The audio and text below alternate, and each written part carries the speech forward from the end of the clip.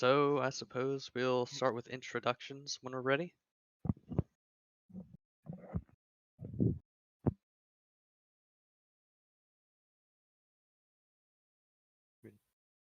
Could just do it in alphabetical order, I guess.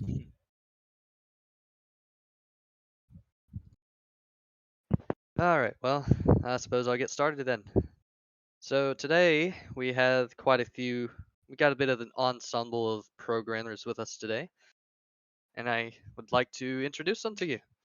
So first we have Fuja here, if you'd like to tell them a bit about yourself. Hi. Future, I know, programmer at the team. Yeah, wasn't really able to do that much, sadly, for the update. A level's coming up. Yeah, anything else? I mean, yeah, I'm just doing some coding work when I have time. Alright.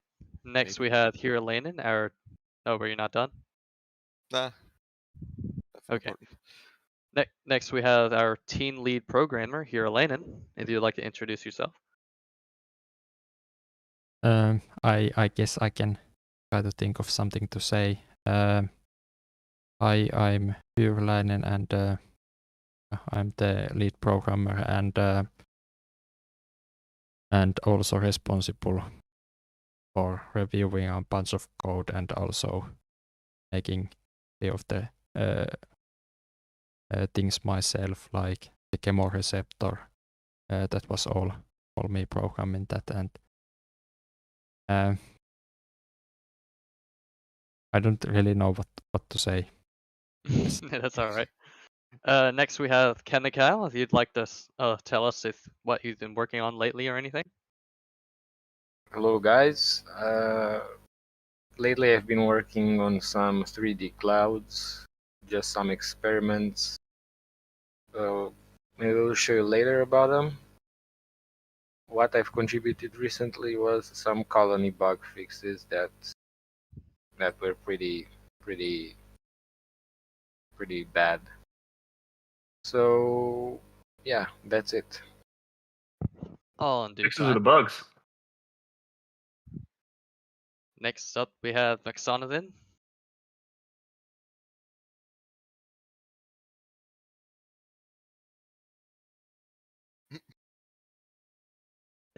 Is your mic working? Mute is on Well, at least. So Maxonathan is one of our programmers. He's been working on one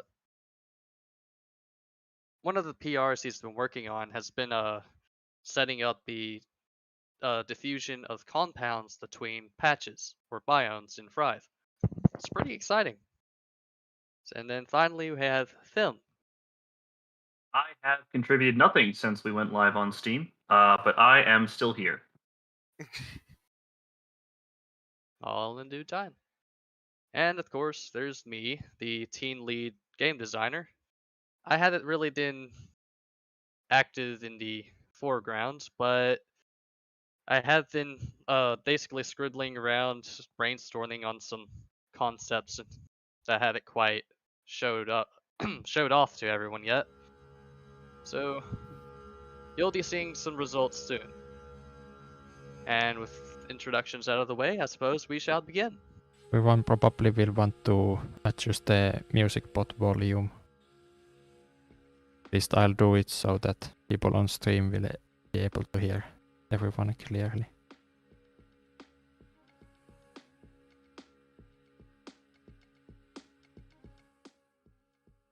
I think the previous bot was like 20 or 30%. Volume level was pretty good.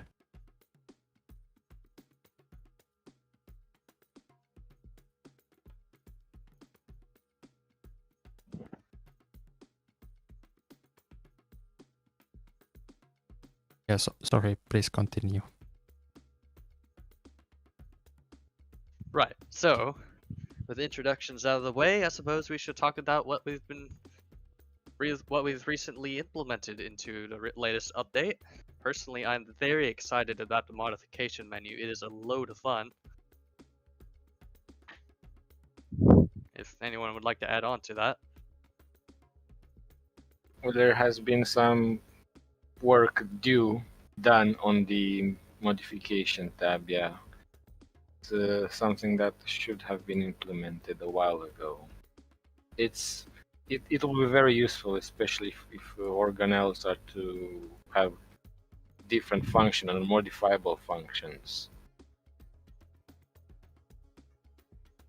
I was particularly impressed with the timeline tab. You kind of get a visual representation of what's been happening.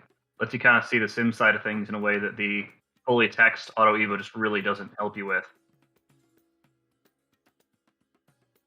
Yeah, the timeline tab is pretty nice. Was the drop down for other patches to see what's going on elsewhere also new to this version? I feel like I hadn't seen it before. I do believe so. Yeah, it is new.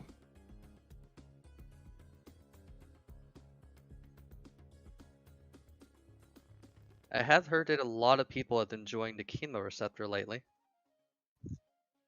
Adds a bit of direction to an otherwise difficult to find compounds.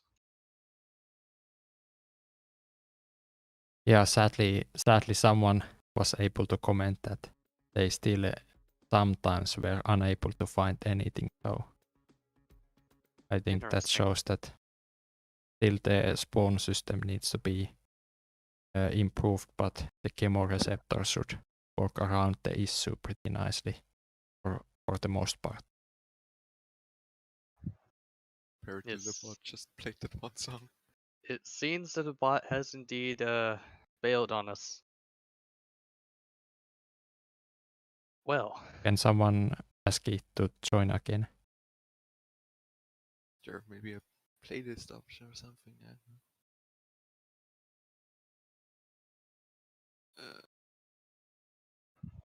Try double exclamation mark and play. I mean, it needs to be on the channel first, right? I think it will join automatically. Well, I mean, last time I asked it to join, so that's when it started Maybe it working. works if you don't, if it is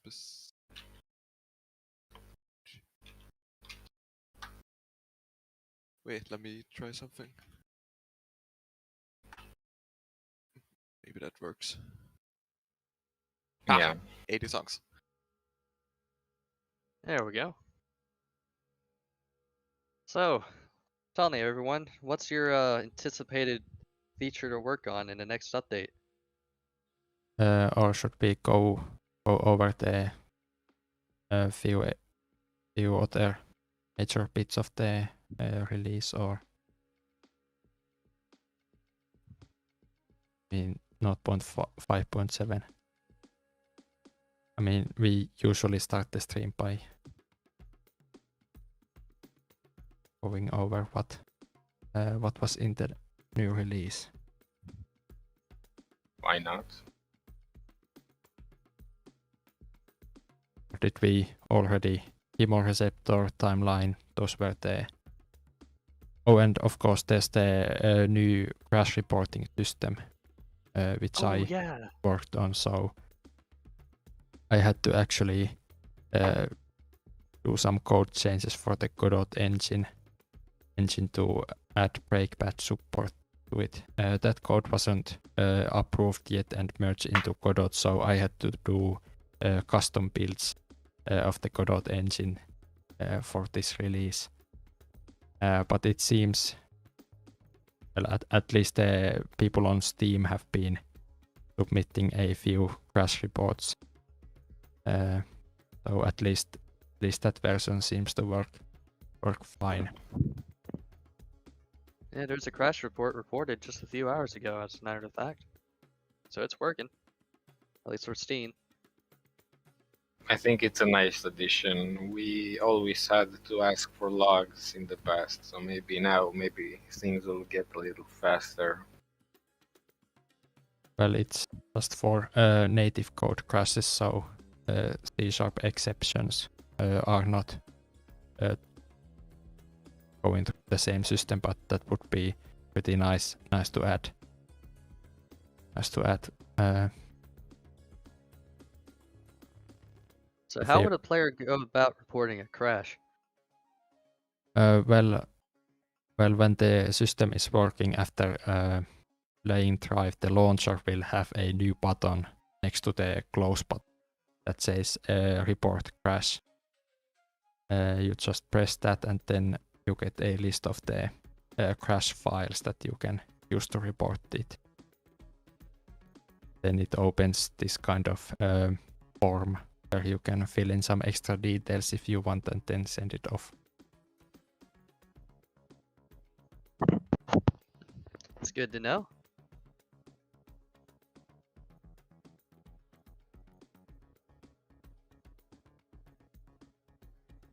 So, we got a crash report. We've got a Chemo receptor to allow your cell to smell.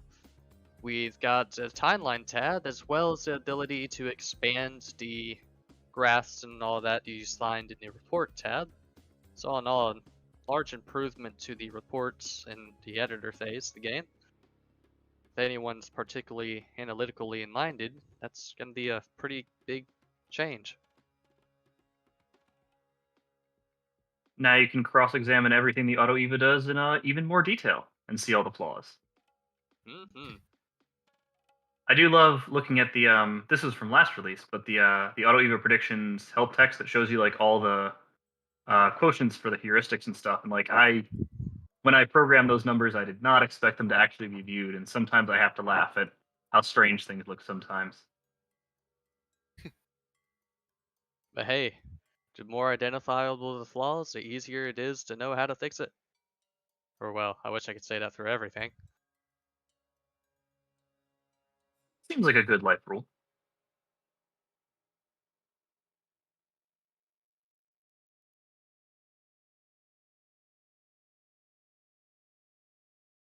Well, does anyone have anything else to add, or shall we move on?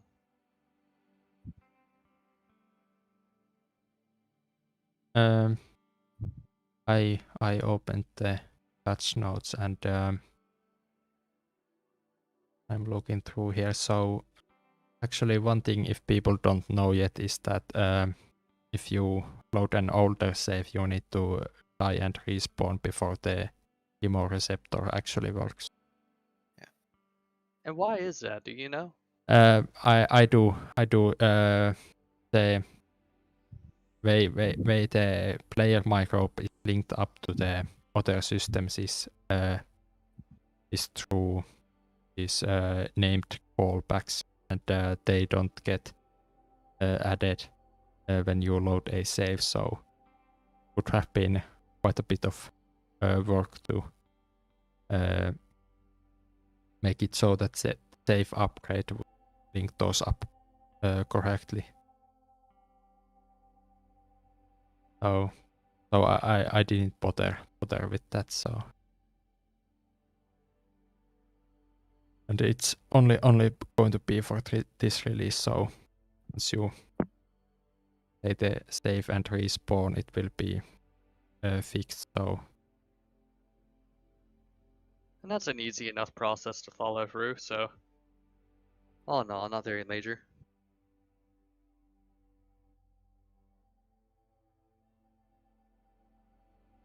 Well, what else do we have on our change log? Welcome back, Maxonathan. We had the performance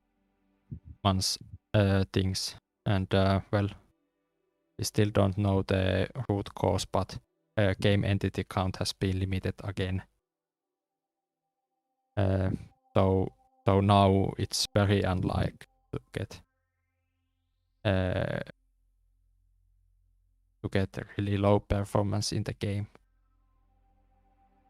Yeah, I have noticed that personally. I've been not getting very much in the way of performance decreases or FPS decreases. The game's been running smoothly, so I think we kind of hit a good spot there in the entity limit.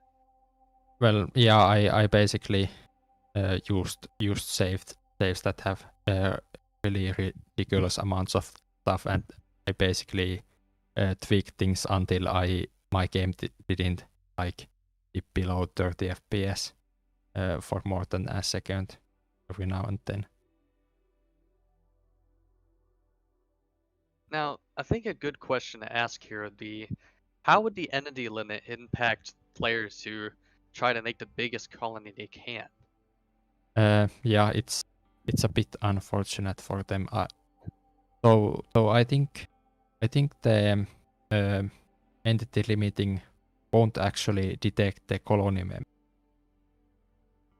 I'm not 100% sure, but I think if you like add 50 cells to your colony, it might free up the entity limit by 50. Though I'm not 100% sure, but I hope that in the future we can find the actual root cause of the slowdown and can increase the entity limit back to like 200 at least. I think probably in the cloud system or the membrane system somewhere. Well, the cloud system, you can set it to run only 4 times per second, so Yeah. it doesn't like take up any time at all. And of course, in my profiling results, the membranes were pretty high, but they shouldn't be able to like cause consistent low performance. They should like cause like really big lag spikes.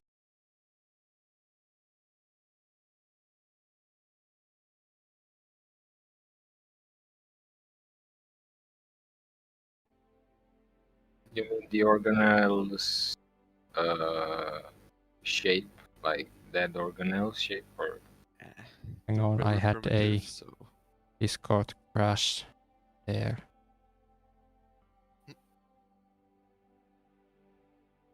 the organelles and the models themselves are pretty primitive, so that shouldn't be any problem.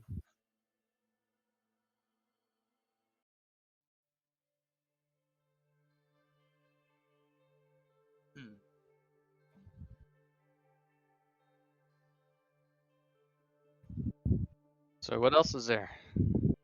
Need to pull up the patch notes myself real quick.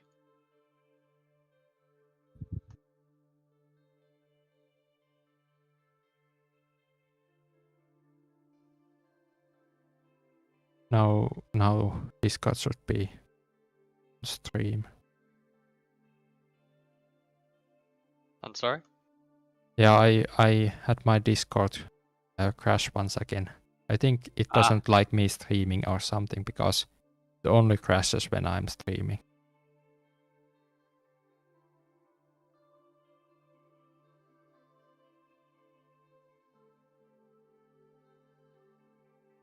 but you're still with us. Yeah, I mean, it took me less than a second to hit the Discord icon again to open it back up, so Wow, okay. Goodness.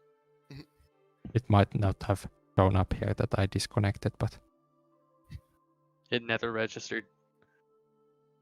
It's just Too a fast for test. Discord.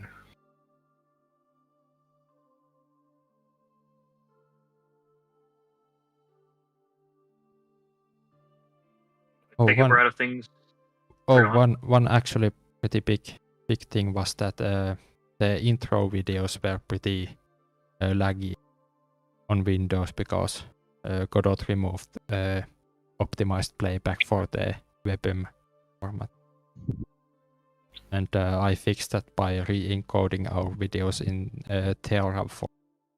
And then another thing that many people noticed was that the flagellum animations were broken in Godot 3.4, but they are now back again. So these were pretty big bugs that we had the previous release. Yeah, I have seen a few people complaining about that, so they'll be pleased at least. It's a pretty good thing to fix.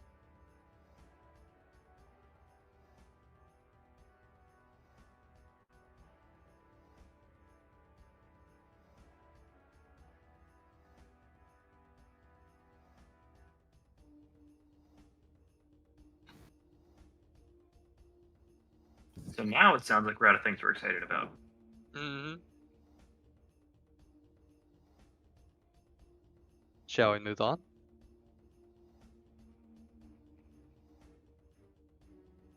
Makes sense to me.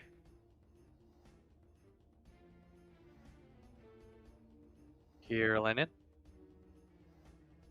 Do you want to move on to the priority questions? Of course, unless someone has something to say. And that doesn't seem to be the case. I put it up on stream. At this time we actually only had the priority questions, but we didn't have a normal questions thread. For the That's a next shame. stream we'll probably maybe again have the normal questions thread. But anyway we had one person ask a few questions, so we'll still have some things to answer. That does remind me. Is anyone taking notes on the questions we received in a stream chat? I could start jotting those down. Doesn't look like we have too many piled up so far. Yeah, I just looked and seems relatively calm. Alright, thank you, Thad. So, seems we got some questions from Blackjack Psych, one of our VIP supporters. And he asked, how does the 3D membrane look in comparison to the current membrane? When will it be part of the game? And will there be a 3D editor for this? Oh wait, let's take this one at a time, shall we? So, I wish we had Noons here at this moment. He's the one who's been working on that. He'd be able to tell you all about it. From what we've seen so far, the 3D membrane's gonna look a little more, or rather less, flat than what we currently have. So it'll give your cell a lot more depth in the environment than it has now. That's about as much as I can tell you. I think the most up-to-date visuals were in one of the recent progress updates. If someone looks through those, then they'll be able to find a link to it. Yes, if you give me a moment, I'll find an image for us right now. In And the meantime, when will it be part of the game? Basically, well, we don't have nuns here to answer that, so whenever it is ready, that's basically the answer. And yeah, that's the right image, I think. indeed. So yeah, that's the latest image we have of it, and I don't think it really has transparency yet. It's just a opaque ball. Yeah, I think I remember that the texture wasn't done for it yet, but the Still, shape is kind of already there. it's very exciting, and if he manages to get it implemented in the way he's hoping, it'll actually have a more form-fitting shape to your cells, allowing you to have more unique shaped cells rather than just a bunch of indistinct blobs. I'm sure that's going to be very exciting for everyone.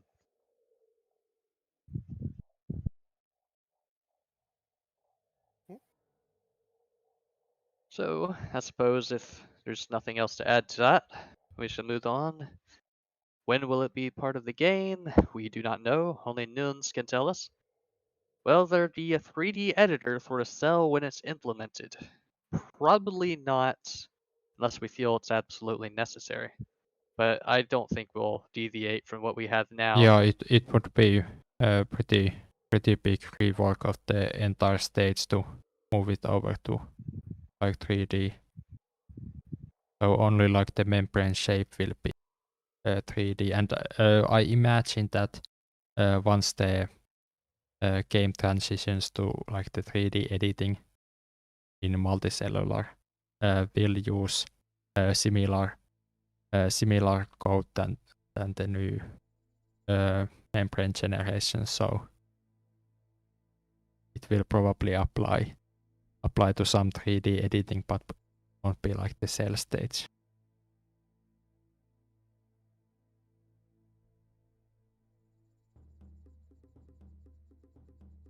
So yeah, Let's see here. Do you get to the Cloud District very often? Oh, what am I saying? Of course you don't. There you go. That's the last part. And well, there was also saying that the Patreon is doing okay, but it hasn't hit like the goal of funding a part-time developer yet. So it would be pretty nice if it would hit it that this year. It would be pretty excellent. Yeah, I think that was basically all of the pre-stream questions. So We can move on now to the stream questions. We've got just two, and if Max's mic is working, they should be really low balls. Question one: are we still taking people to join and help on the project? Yes. Always. If you feel Go ahead. You can say it better than I can, but wait. if you feel that you can contribute in any way, shape, or form, please apply. You can apply on our website, or you can ask us in the Discord how to do so if you can't find a website. As you can see here, Lane in here has just linked to the website. So if you go there, it will tell you all about how you can get involved in our team. And do not worry, it costs nothing to apply. So if you feel you can, apply. Worst case scenario, you get rejected. And if you don't want to join the team, but you still can program, you can just open a pull request with some feature. We have some features that are marked as easy to start with on our GitHub. Yeah, would be nice if you could help us. So you can open a PR on our GitHub at any time. You don't have to be a part of the team. That's how I got in. They had to talk me into joining. Yes, we convinced him. You convinced them to join. I also joined pretty late actually, after creating my first pull request, as far as I remember.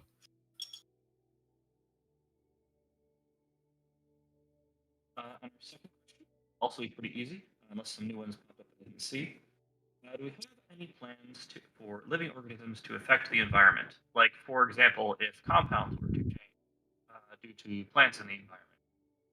I'm sorry, Finn, your mic's kind of phasing in and out there. Could you repeat that? Do I sound better now? no. Pretty glitchy right now. I'm going to put it on the text.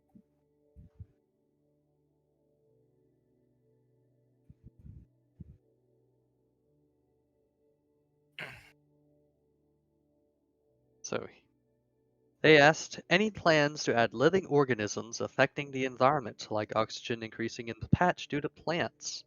And yes, we are planning that right now. In fact, that is Max Donovan's project.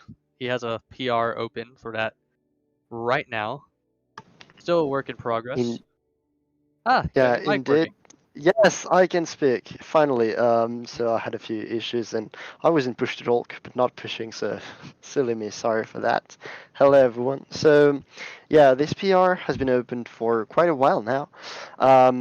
So on the technical side of things, everything's ready, save for the save upgrade part, which will come with the new version, of course. But the main issue is to get it to be balanced enough for players to not be completely like overtaken by this new mechanism. The main issue is that you don't want a compound to completely deplete, but you don't want to reach like astronomical amounts, and you want the player to still have an impact. So, like it's still like I'm still working on trying to get the right values. I hope Berkeley will give me a hand in this. Otherwise, this can hopefully come with the next version once we've kind of cleaned everything and get it past the code reviews and balance checks. Indeed, it's a very delicate and difficult balance to strike. That if we can get it right, it'll make the world feel so much more lively and dynamic. Indeed. Also, I did not mention it, but that's only concerning our gases. So dioxygen, carbon dioxide, and nitrogen. Is due to these reason balance constants, I feel like the best way to do it is first to get it wrapped up for these three compounds, and then get it for other compounds, especially like some that are perhaps more vital, like glucose or phosphate. We don't want these to be unbalanced. So that's really work in progress. I think that the progression curve will be rather slow in this, in order to get everything to work fine and be tested heavily, because that's a very sensitive mechanism. Indeed, I agree with that. There's no need to be in a rush. So, if you've said all you'd like for that, I suppose we'll move on to the next question. How Is many? is the music bot still playing or Yes, it's still playing. Where it is? very quiet for me? It's It's playing a just quiet song at the moment. yeah, quiet song. So Anyhow, how many more organelles do you have plans to add? So, right, it's a bit loose because we do have a few rough concepts in the back of our minds and hiding amongst the forums. But right now, the more solid plans we have are going to be for the thermoplast, the radiosynthesis organelles, and cilia. We do have I'm sure many of you have noticed the bioluminescence vacuole. We still don't really have any concrete plans on how that might work, so it's still going to be a long time coming. Most of these organelles are probably going to be on the backlog for a bit as we focus on more uh, intensive features for the time being. But still, we do have plans to add them eventually. If anyone has something to add to that.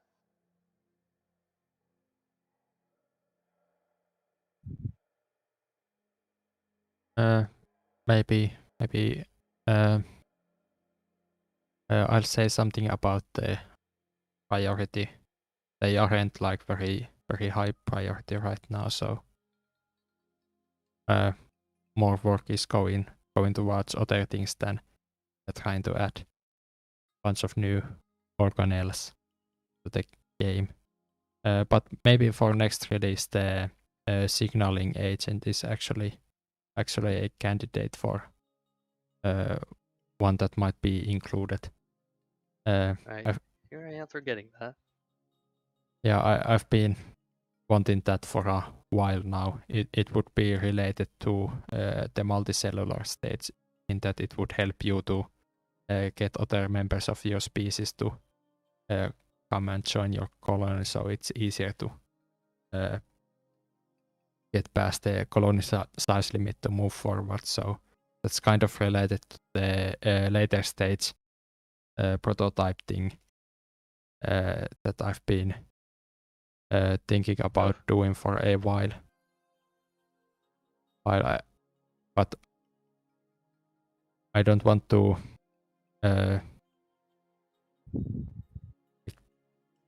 try to do too much before those prototypes, because it actually seems like it's finally starting to be time that those actually have to be worked on.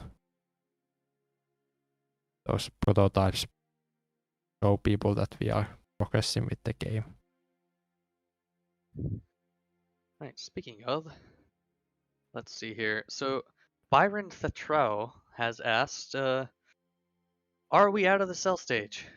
No, but as here Landon has just answered, he does have plans to begin working on prototypes eventually, if not sometime soon. Yeah, I will. I want to get a few of those, like Max's PR about the compounds to finish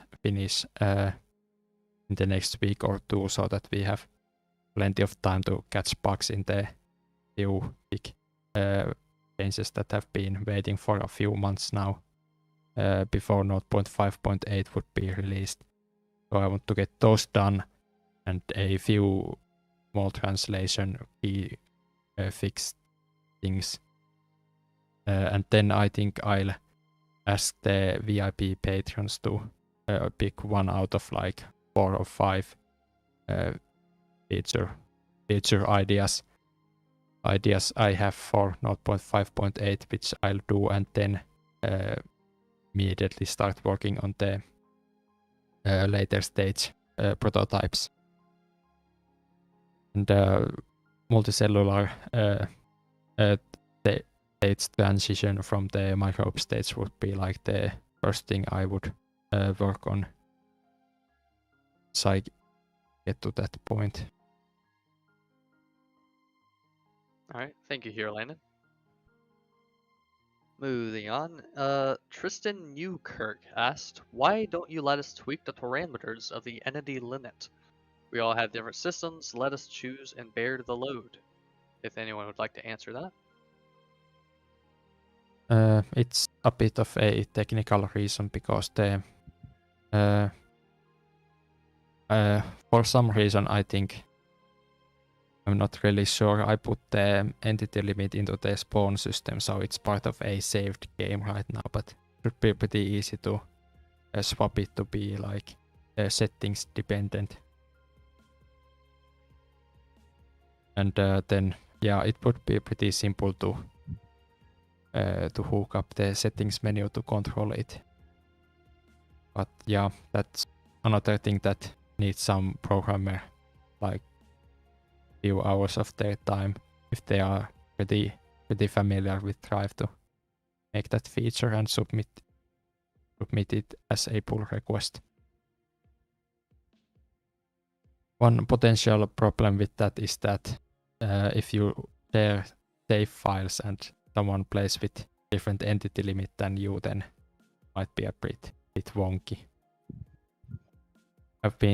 Yeah, that's probably why the save game actually contains the entity limit, because I think I may have thought that the changing the entity limit would really mess up the save, but now I think it will actually work mostly fine, because if you lower the entity limit, then things just don't spawn until you are back under the limit, and well, you raise it, then tons of stuff will spawn at once.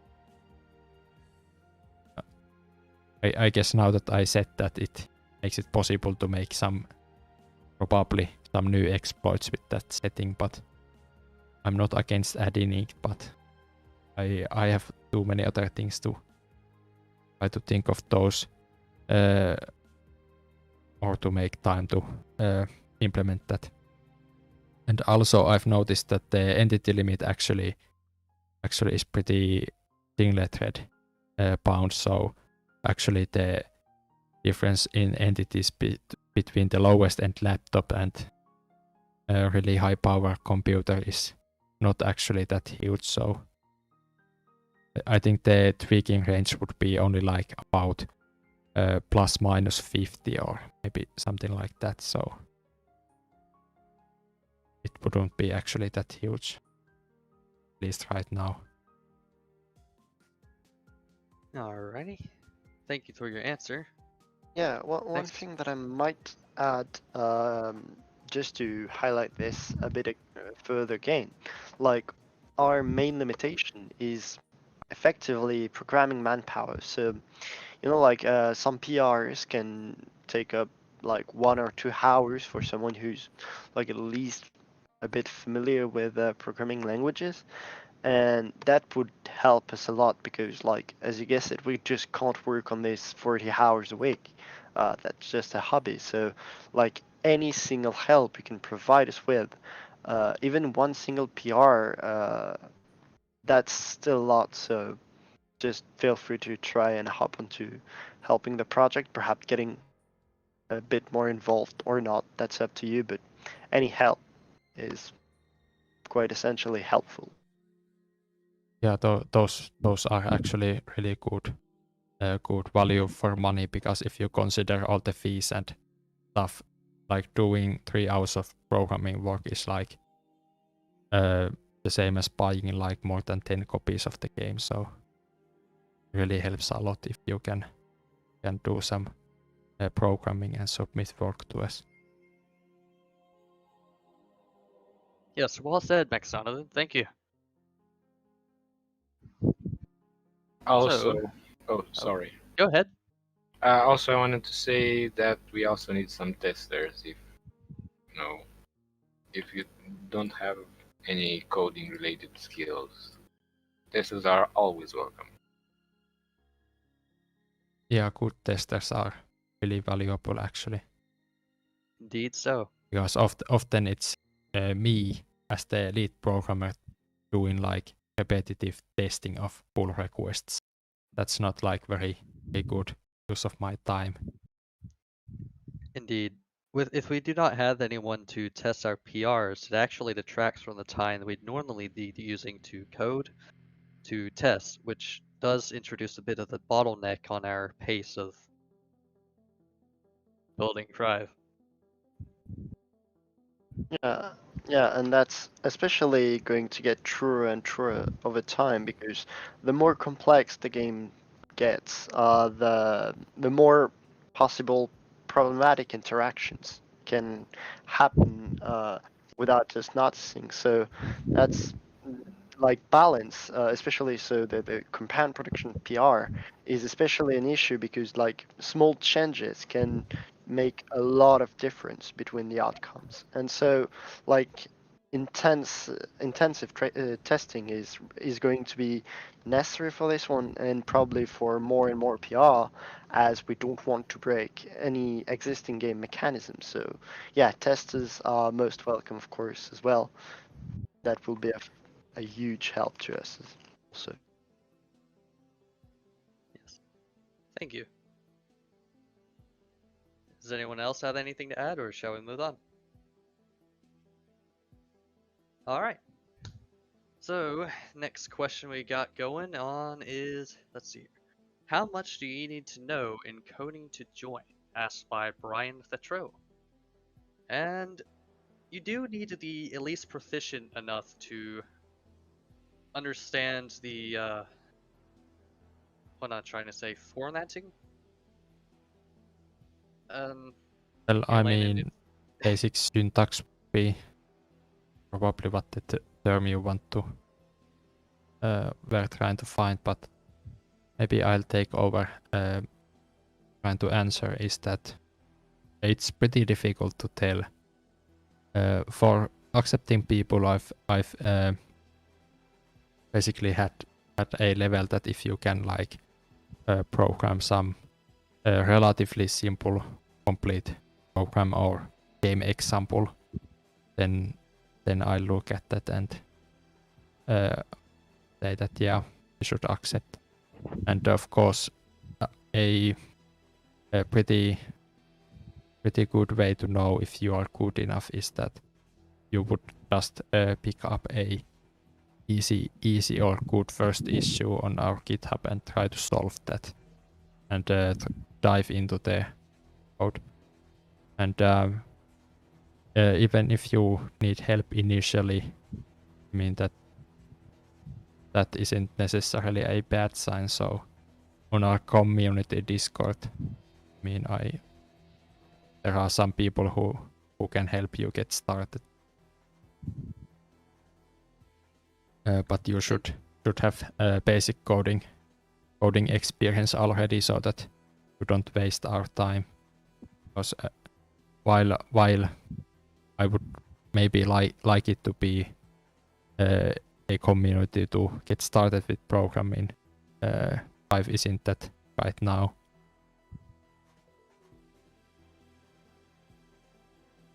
Yes, but if you can even tackle some of the easier PRs, that in itself can be a huge help, while people more experienced can tackle on more difficult issues. Yeah, definitely. It seems that even with the current team members, there are some features that no one else except me will even dare to touch. So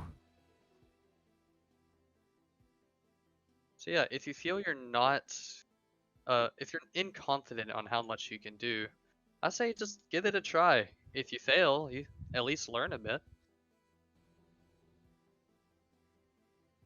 Yeah, Not that's especially what I would like to emphasize. I can't really tell what level of programming you need to have in order to help thrive.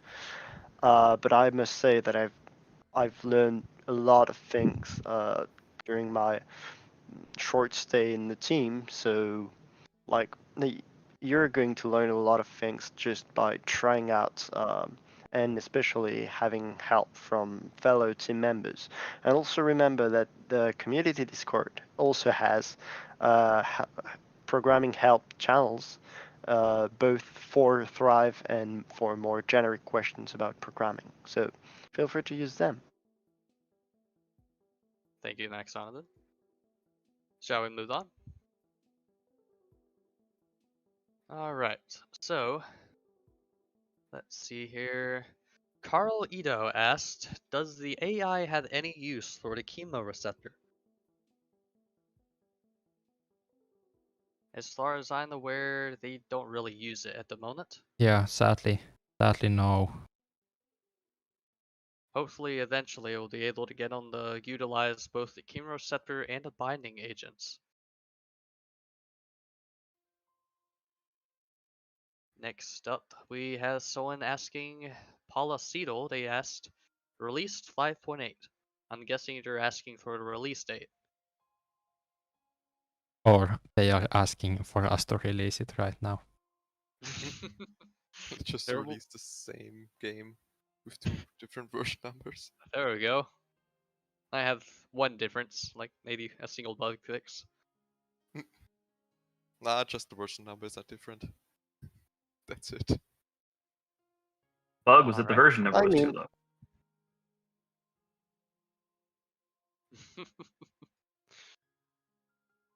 Anyhow, I suppose moving on. Maybe a serious answer first. Huh? Well, I think I'll need to explain this once again then, is that we have a fixed release cycle. Every 2 to 3 months we'll release a new version. And whatever has gotten done by that time, that will be in the release. So it is time-based. Didn't you say 2 months? 2 to 3 months. Oh, okay. I mean, we used to like do exactly 3 months, but now I'm thinking that maybe 2 months would be maybe better. Yeah, this release actually was supposed to be like 2 months after, but after being pushed back by a few weeks, this is closer to like 3 months. Yeah, we had a bit of a slowdown, what with holiday break and all that.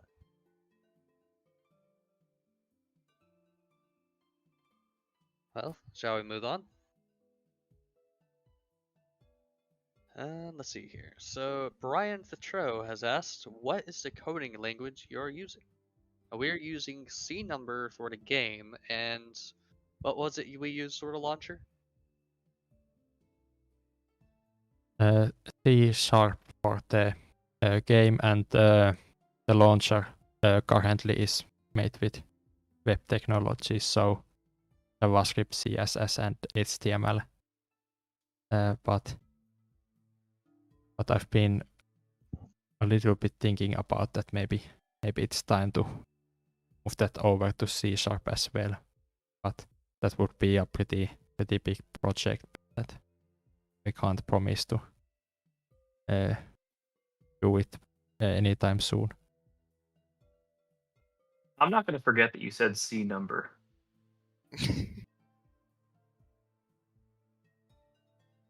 Alrighty, well, next question is from Moon Truther. How far are we from the patch map not being the same every time?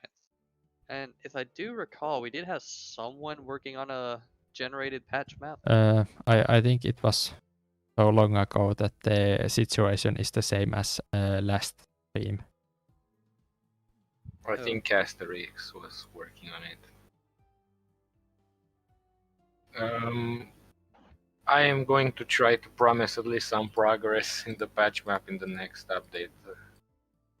The next thing that I'll have to do is just generate some random names for the patches. This is the first step, and this is what I promise that I will do, at least until the next update. Well, that would be fun. I am starting to feel like that particular issue is cursed. Yeah, I mean, it has taken down at least like 2 people who have now basically become inactive permanently. The cursed, yeah. Please don't go, Kennecow. Been actually thinking myself that maybe I put that as one of the 5 things that I could work on. Like I would do like a basic thing that it would like select a few like random columns and put some stuff there. So like I think the previous attempt was way too chaotic. So Yeah, I would like I'm have. not sure. Sorry, go ahead. No, go ahead. Sorry. No. I just like no. That's.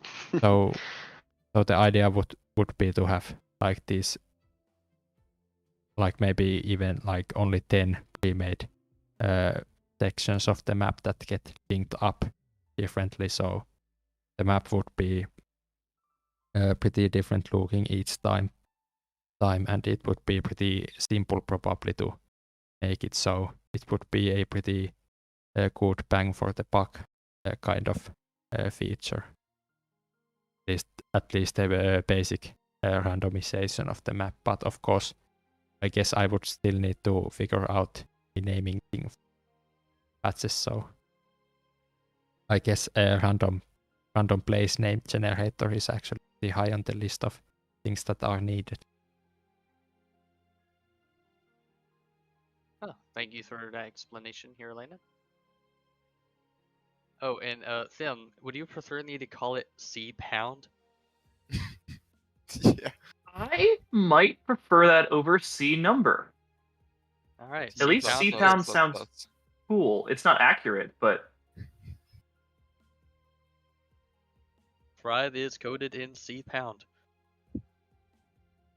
Yeah, sounds much better. Like I was genuinely confused when you said C number. Yeah, are you stating the version? I have a Like teacher that unironically once called it Seagate. Seagate. So I suppose you can tell who here is not a programmer. Definitely Them. yeah, I never actually learned C number. I only learned C letter.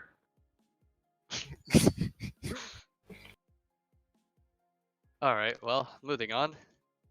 Carl Ito has asked, what is the most important work in progress feature for the game right now? Ooh, that's quite the debatable question.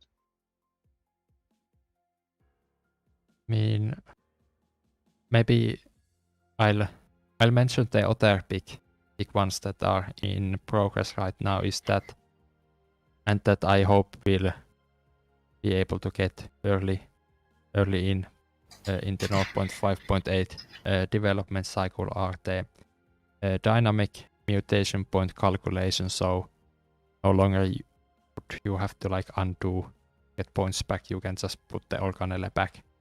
It would know how many points you have left. And then there is the change to how the population works, which would make it so that if you run out of population in your current patch, you need to select another one to play in. And then, of course, there's the compound production, changing compound concentrations thing.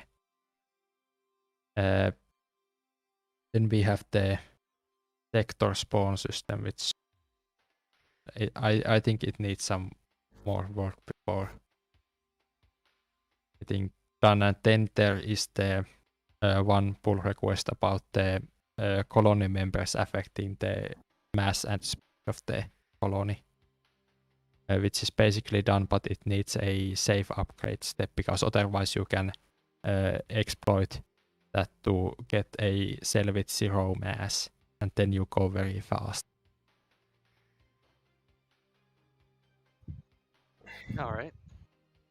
Yep. Is there that's anything else? basically what I been working on, like right now. It's almost done. It's just in that safe step. The first, no, it's not actually the first. Or is it? The first colony. Not. It's not a bonus actually. Gameplay influence, I guess.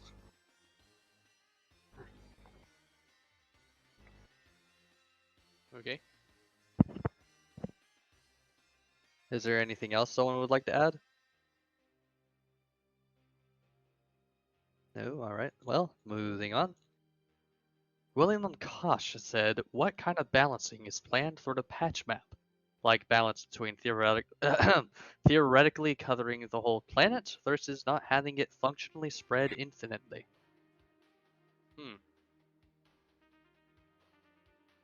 I'm not quite sure what he means by the I mean, latter part. I mean, some people might imagine that if we like split a planet into like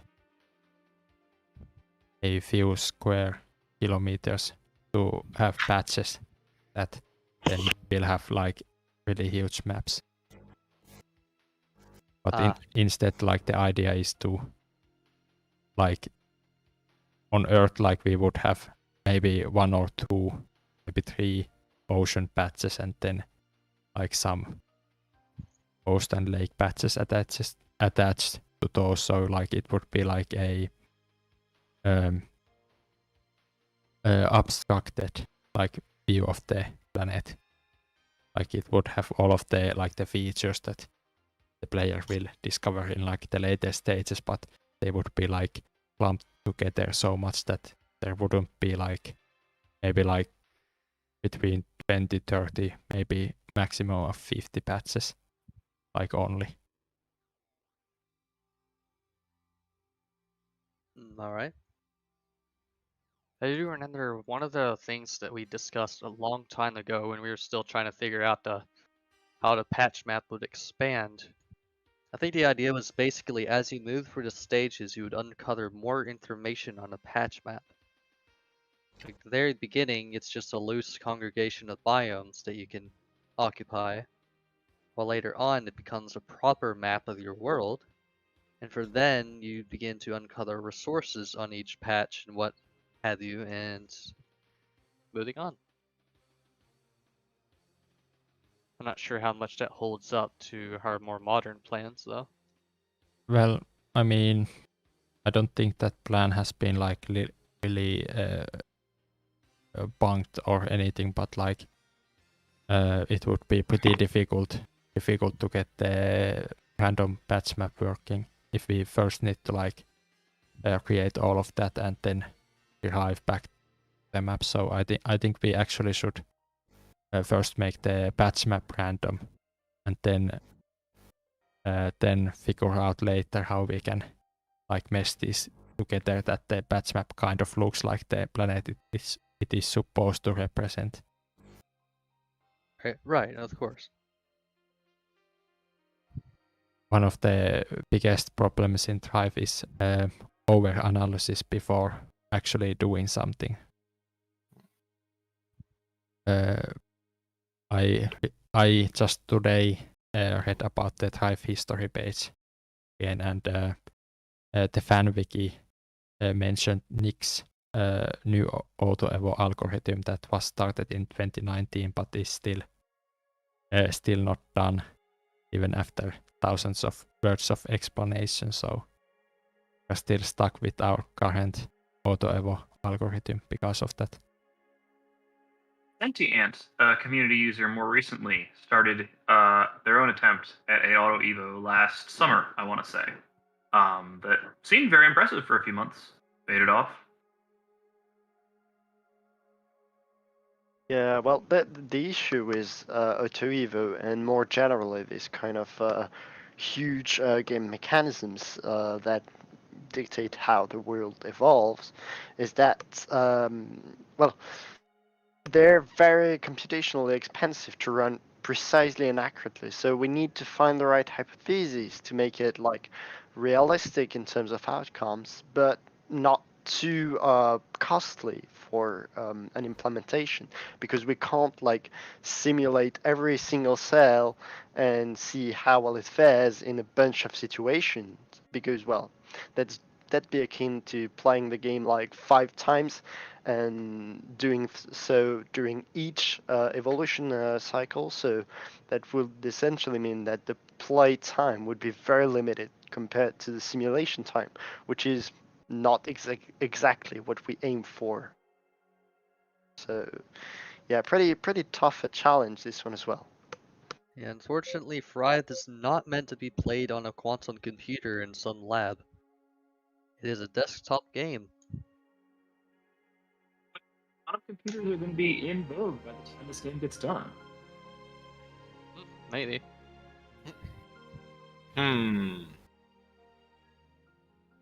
Build for Windows 12, people. Anyhow, shall we move on? Maybe Let's see. I'll Go set up something. I think I might want to try to show some Drive gameplay on this stream because we haven't done that for a while. Yeah, go ahead. See if I Gives can. us a- The music should be already playing on the stream. I'll try to adjust it to not be too loud. Could just probably mute the music in game. So, while here Lane gets busy on that, let's see what other questions we have to answer. If you can't program but want to help, how do you go about and do that? There are actually lots of ways you can do that. One, again, we can use testers. While you may not be able to program yourself, being able to identify flaws and bugs that are created as a result of a new PR is a very useful talent. Basically, if you're good at breaking the game, you can help us. Thumbs up. We also could use outreach team members, basically someone to engage community, write blog posts, or otherwise capable of editing videos or trailers and what have you. We also have a niche for theorists if you're interested in providing us with detailed information and explanations for the theoretical side of Thrive, such as researching the background of potential organelles, creating descriptions for them, and ensuring that Thrive stays scientifically accurate as possible. It also helps if you're good at crunching numbers, in cases of the more simulation side of Thrive. And of course, we also have a need for graphics artists and sound designers.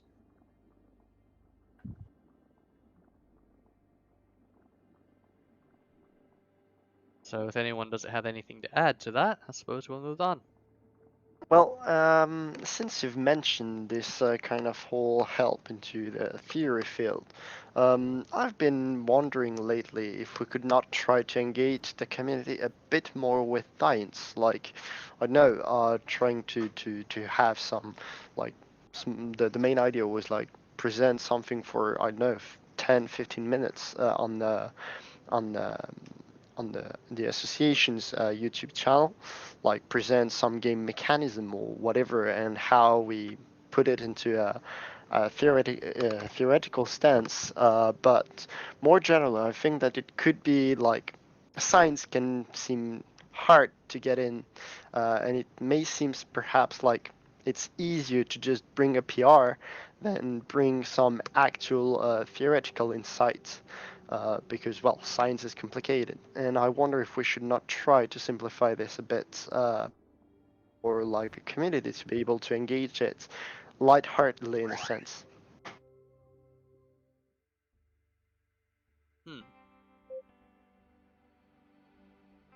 I suppose that's something to consider. One thing that I think we should do now is that posting ads on the two subreddits, the I Need That Team and Game Dev Classifieds, would be pretty nice. Nice again, because those usually result in at least like 1 or 2 proper team member applications. So if someone the outrage team or in general has time to like check that our text templates are up to date and post them there, that would be pretty awesome.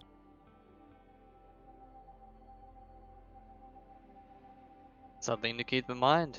I have to look into that. Anyone else? Suppose we'll move on then.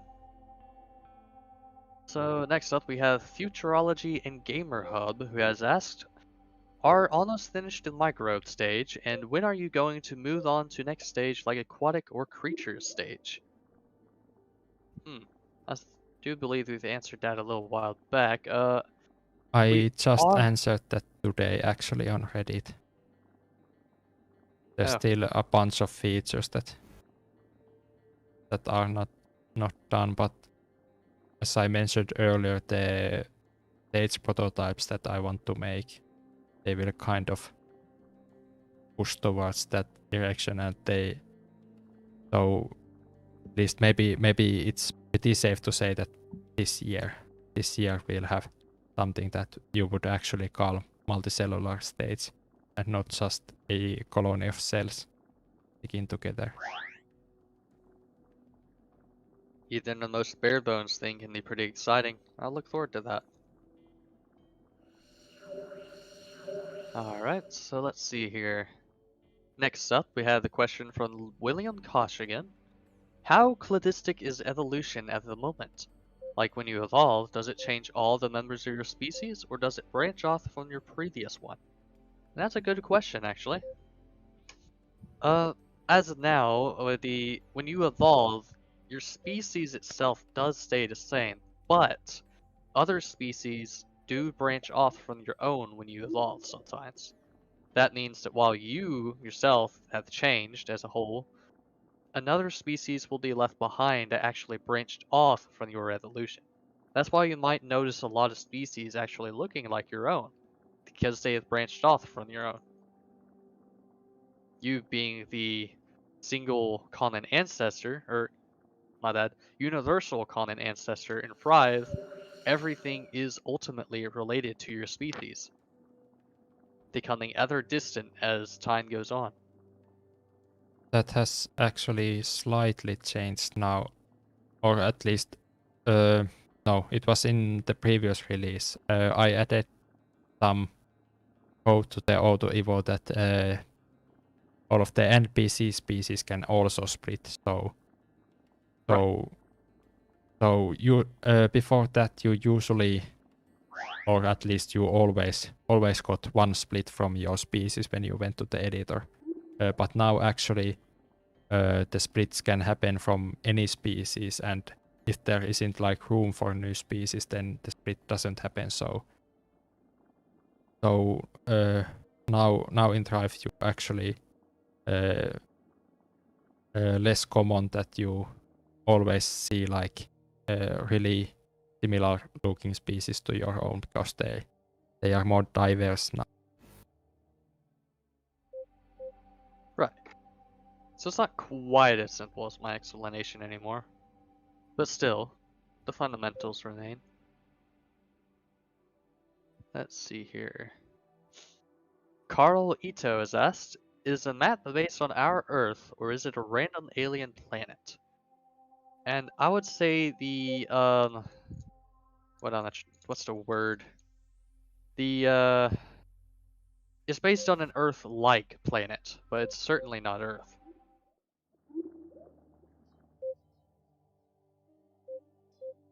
Well, if you take actual Earth, you like if you take the volcanic vents on Earth, you have more than one. So Of course, this is not really Earth, but the all the biomes you find, except perhaps the cave. I don't know much about like caves on Earth and under the ocean, like deep down below. How like there are a few things similar to this, like cavities where you have cells. So I guess it's fairly similar.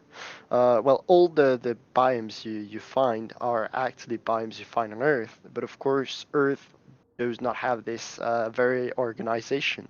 There are more biomes, more instances of each biomes, and the connections between them is not always like there. You also have like isolates. If you take like inland seas like Caspian Seas or the Great Lakes, you could like find species of cell that are very specific to there because they're isolated. Here you can move from a place in in the ocean to another, so there might be a lot of tiny changes that may bring like huge implications in the end in terms of gameplay. That's not really Earth. I suppose there isn't much in the way of isolation in the current map. Well, there is a little bit because like the middle patches don't have iron in them, so you can have like if your species gets to the two ends of the map and then wants to evolve the iron eating thing, then it will likely split in two species because the middle patches it's actually not good to get the iron eating there. So actually there's been an issue open on GitHub for a pretty long time about adding a tool that lets you like play auto evo like at max speed and see what comes out. So that kind of thing would help a lot in further developing the auto evo system, as you would have better testing tools for it. Indeed, I am really anticipating that if it's ever done. That'd be very helpful. Honestly, I'm starting to think that we should make a bingo for these Strive casts where we kind of have little cases where there are sentences such as actually there's an open issue on GitHub for that. I think could like we've got a lot of things to do. we can have actually concrete issues about, like we have the later stages, we can have like performance issues, colony bugs, then we can have like pawn system issues, AI improvements, and auto evo. Yeah. I have to make us a sheet next time. Indeed. More onto the serious topic, though.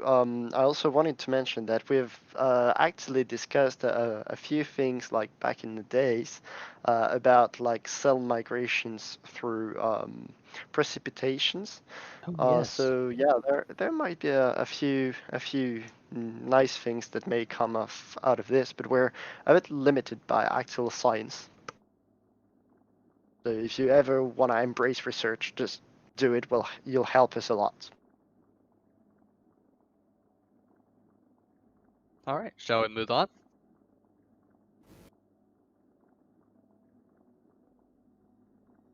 All right, let's see here.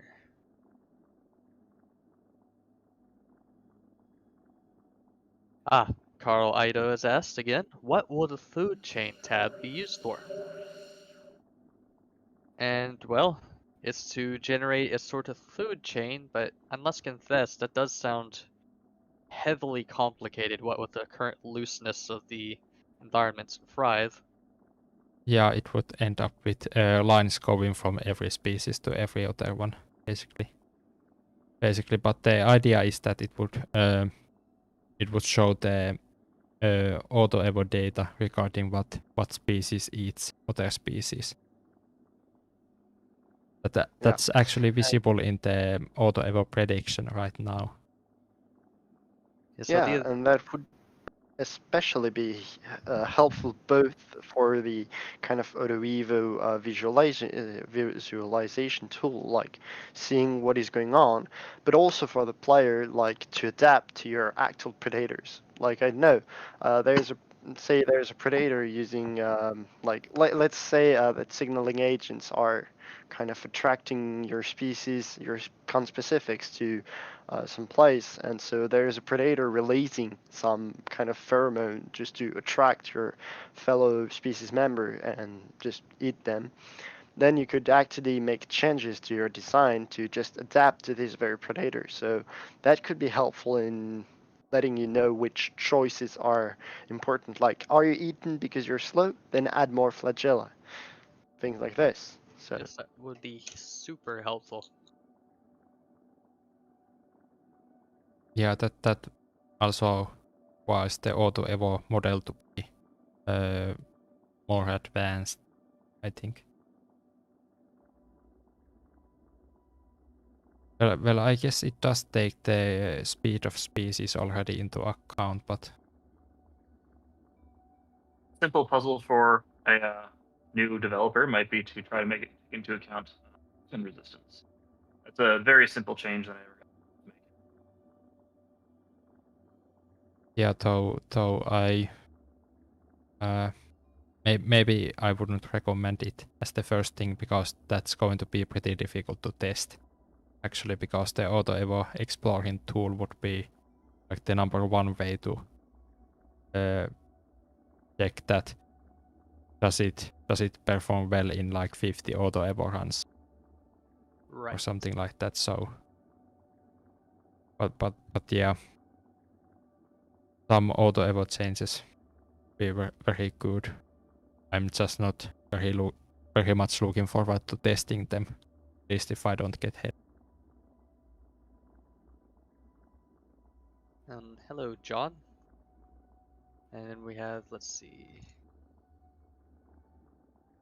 I saw Moon Truther in the chat wondering why the timeline shows their species as extinct, and the answer to that question is that if Auto Evo thinks you should go extinct, that causes the extinction event to appear for your species.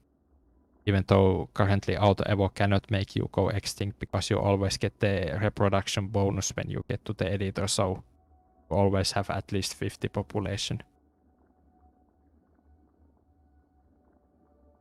Thank you for that explanation.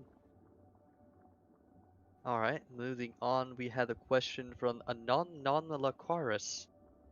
And they have asked, any plans to have the biomes be able to be accessed while playing, instead of choosing the biome we live in on the editor? And I don't believe we do on the micro stage in particular. That sounds a bit similar to the being kicked out of a patch if you run out of population, a feature where you need to change the patch while you are still like in the microbe swimming stage. True.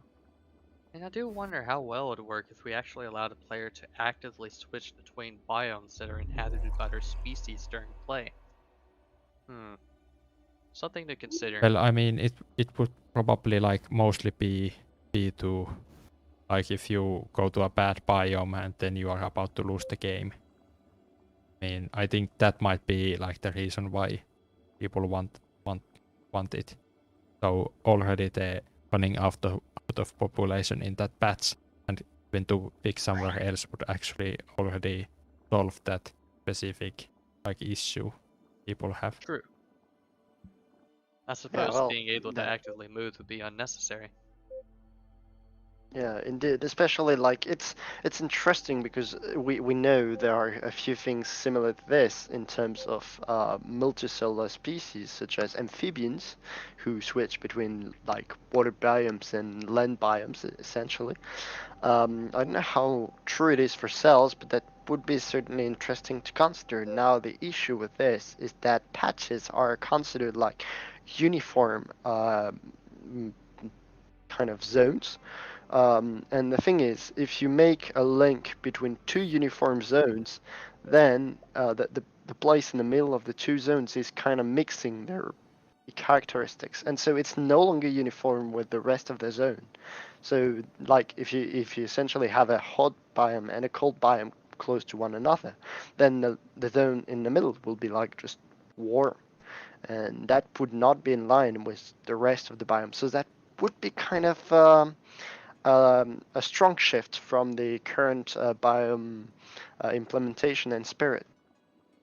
And I mean, that would especially bring issues for later computations and simulations. So I fear that may be a bit like too ambitious. I mean, didn't. I think this was last talked like years ago that like the patches are actually really huge and cells can't travel like very well. So basically, we can just say that cells cannot during their lifetime like move between different patches and problem solved.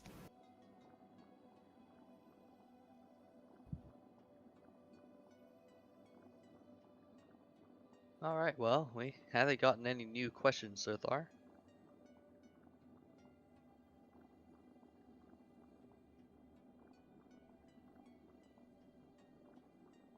I've been showing some new Chemo Receptor gameplay on stream. Seems like I'm actually getting some a bit unlucky spawns this time. I actually died once because stuff didn't want to spawn. Interesting.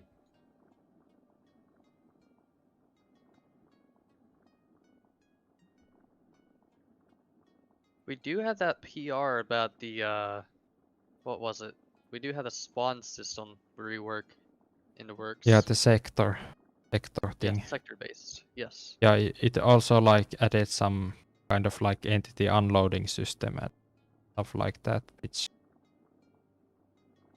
I think warrants some extra looking at on top of like the spawn stuff. But I'm hopeful that the sector type thing where they would be like specific intervals in like the spawn sectors and there would always be something in there. So I think those should like help us get auto evo under control so that there aren't like 30 seconds of not finding anything and then you get like 3 iron chunks at once and everything. God damn it, I've been muted the whole time. Ah! Oh no. Now I feel stupid. Ah! I'd like to drop a small note regarding like the audience. I think we've actually not announced it on the community Discord server. Like I don't see any ping for the Thrive stream. So Oh no, I forgot. Oh.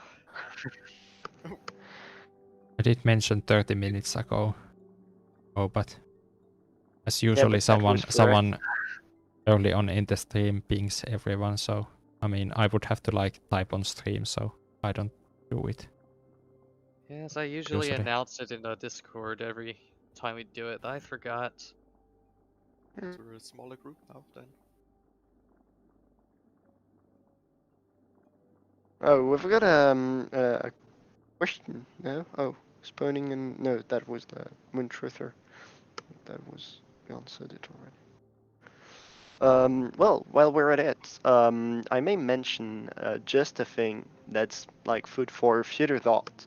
But essentially, it seems that there is a renewal of interest in the domain of unicellular memory.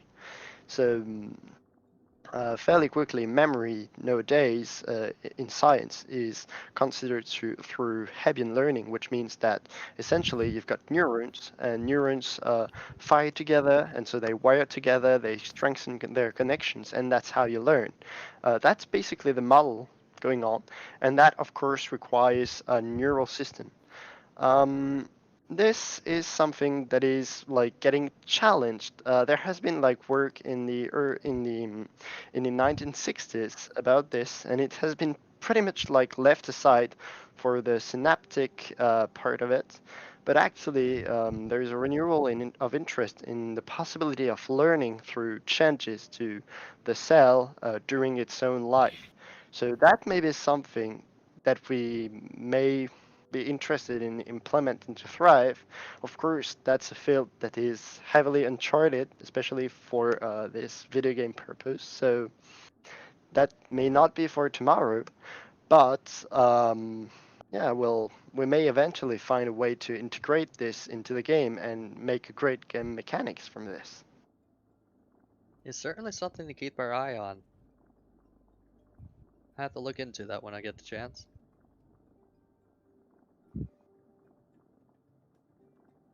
We do have a couple questions that folks have asked. So let's see here. They Gotta ask get us my about bearings. the ATP amount. I'm sorry, Kanika? They are asking us about the ATP amounts. Why are they so tiny? They're asking. Ah. Yeah, so basically your ATP is limited by the storage space within your cell. Right now, it's directly linked to it, so if you can store 8 glucose, you can store 8 ATP. Scientifically, a cell probably will not have that much ATP currently just floating around at the moment. So think of the ATP storage right now as more the maximum capacity of energy rather than actual active amounts of ATP going around in your cell. Obviously, if you have a small cell with a small amount of processes, it's not going to have much energy capacity to create much ATP at once. So yeah, it is scientifically based, but it's also kind of part of the game mechanics. It's how they were set up. If that made any sense at all. It did rather. And since we've mentioned like this new feature coming up along with Chemo receptors, which is namely organelle modification or upgrade, I wonder how much it would be based to as well introduce like specific storage areas for specific compounds such as glucose or phosphate, which would mean that you could store more of this one but not of the others. So like instead of having 5 for each compound, you'd have like, I don't know, 10 for one specific compound. I don't know if it exists in nature, but that'd be interesting to inquire, especially to make use of our great new feature. It would. Yeah, that's an upgrade that's been suggested before.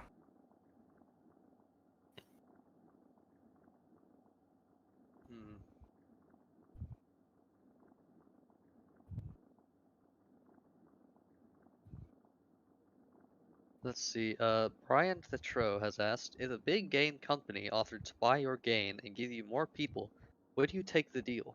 I'd say that's entirely based on what kind of deal it would be.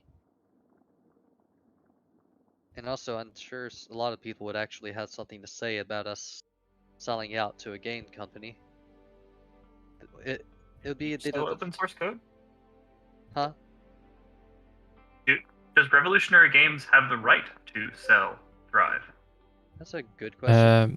There is the clause about sub-licensing in the CLA. So basically, would be possible as long as the new company also keeps releasing their previous contributions under an open source license. But I think they would be able to like do proprietary like extensions to the game, technically under the license. But at least, yeah, I mean that would be like the only conceivable way to buy Thrive. That they would be able to do that.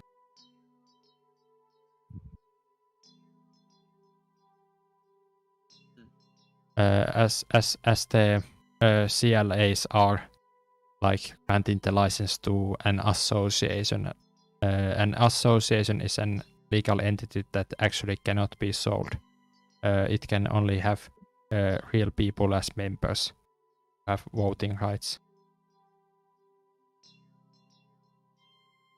Indeed so. So yeah, there isn't like any stock or something that a big company could buy. And well, I mean, I guess if the terms would be like really good, but I don't think there are like these magical publishers or people who want to just give you money out there, because as associations don't have like really stock or anything like that. I mean, the only thing would be that they would promise us money in exchange for like the future revenue through Steam or something like that. But yeah, I don't really foresee it happening like, in any realistic way. Me neither. Alright, well. moving Although, on. if you happen to own a very large company or even a tiny one, and that you want to give all your money to make the game, well, don't put yourself into debt, but you're welcome. Oh like- yeah, definitely. Help us. We Yeah, just give got us many money. debts. Feed us. We Anyway. require more minerals. Moving on. Let's see. How Moon Truther has asked, how will you fix spawning in a new patch and dying from being too far from the glucose and other resources? First is going to the Chemo receptor we added is partly intended to help out with that. It will allow you to sniff out resources just outside of your range of vision so you can find them easier. However, should that not be enough, and it might not be, we also have some reworks for the spawn system in the works. Like we mentioned earlier, we have that sector-based spawn system that is currently an open PR. Yeah, that should help. And actually, one thing that will make it a bit more difficult is that in the future, when you run out of population and you get kicked out, then it will actually be important to store up some resources before switching patches. I think we'll need to have a tutorial pop up at the same time when you get that new, you don't have population in this patch anymore, like green, explaining to the player that hey, you probably died because you didn't have like a lot of resources saved up, so maybe save up first and get some vacuoles. But I mean, dying is not that punishing actually, right now. So I mean, not that bad if you die in game. Well, yeah, you don't get penalty, but you don't like to go to the new patch. So I think we have to have a tutorial Yeah. there, explaining to the player how they can get to the new patch. Yeah, well, I mean, there's also the fact that, like, evolution is a bit about chance. Like, sometimes you just try to migrate and you fail, and that happens. Like, I mean, well, there's, of course, the question of fun and how do we want to integrate this, but there's this part where, like, you are going to be governed a bit by chance because you're fighting evolution, and that's just how things go. But that doesn't prevent us from trying to get the best prepared you can to survive in the new patch and successfully migrate. But there's always going to be a chance factor, I think, in this. Well said. Still, we should try to get some kind of consistent gameplay experience, because I mean, I've been answering quite a lot of like support requests on the team community discussion, seemingly as the only developer there. But yeah, there are some really unlucky people who like leave negative reviews because they got like really unlucky spawns. Yeah. Well, that's true. That's the principle of the lottery. Like, Yeah, that millions of people will be able to I mean play without that's an why issue. I think we should get the sector spawn system in relatively soon, and we should get a tutorial pointing out the Chemo receptor done as well. Yeah, sure. Although the thing is that chance factor can explain why you fail once or twice, but it shouldn't, like you said, prevent you from like succeeding at least once. Like otherwise, it's no fun for you. So that's a thing we can like kind of try to fix by tweaking manually the kind of probabilities, such as you tried twice to move into the patch, you failed, well, we'll give you like more glucose spawning in or things like this, so that you get a better chance. That's a bit like cheating in a way, but that's necessary for a consistent game experience as you want it. Oh, so you got that Disco Nucleus mod installed. Yeah, looks like it. I do have it enabled so that I can test that mod loading works still. Now, Nexonathan, I do like that idea. The idea of dynamic difficulty adapting to the struggles of the player is an interesting thing indeed.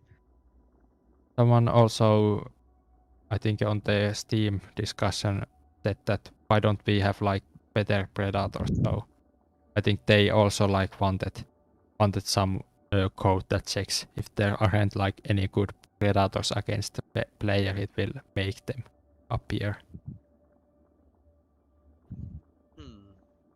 So in a way, we could perhaps simulate selection pressure in a shorter term, but that does feel a bit like cheating.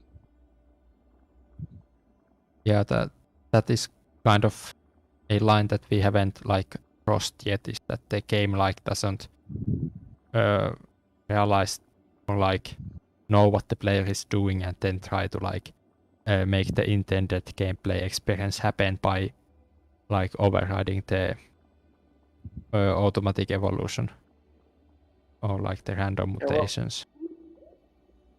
I agree that's a definitely line to cross, and perhaps we need to not go down too much down this fair line. All right, but on the other hand, like that's something I really think is necessary if we want players to not to be completely tied by the probabilistic fates. Like you can have terrible gameplays.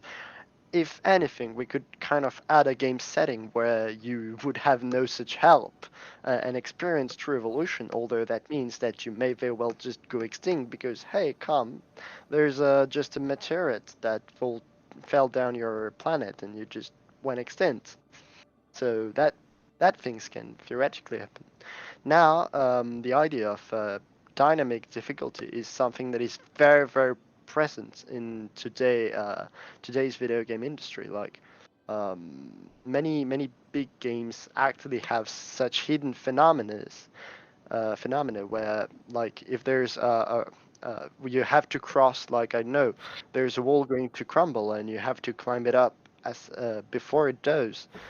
Some games may just like slow down the crumbling if you're having trouble, like depending on how well you're climbing it already. So that's not something unusual. Depends on us whether or not we want to go this way or keep by the hard line. But that would mean that some players will have terrible experience because hey, that's how life goes. Well, I mean, I'd much prefer to see features that actually allow the player to like overcome the randomness. For example, what if like having the vacuole increase in the starting storage, then you would get actually, I'm not actually sure if this already happens, but what you could get is that you get like the double amount of starting glucose in your next life. Like things like that could be like key to allowing the there to still experience the randomness without us having to like code in some mitigations.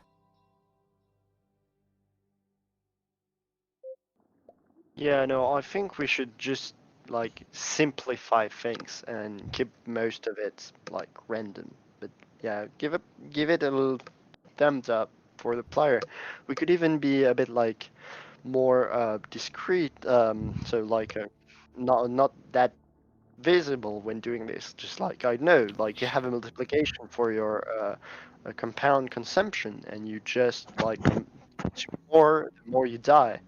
And so that would be a way to do it without actually telling the player, hey, we're giving you a hand.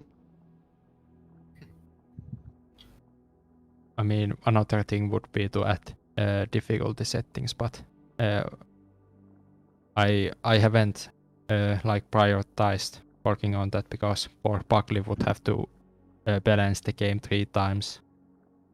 Well, it depends. I mean, as long as we have some sort of automatic adjustment rather than actual strictly defined settings, it might be okay.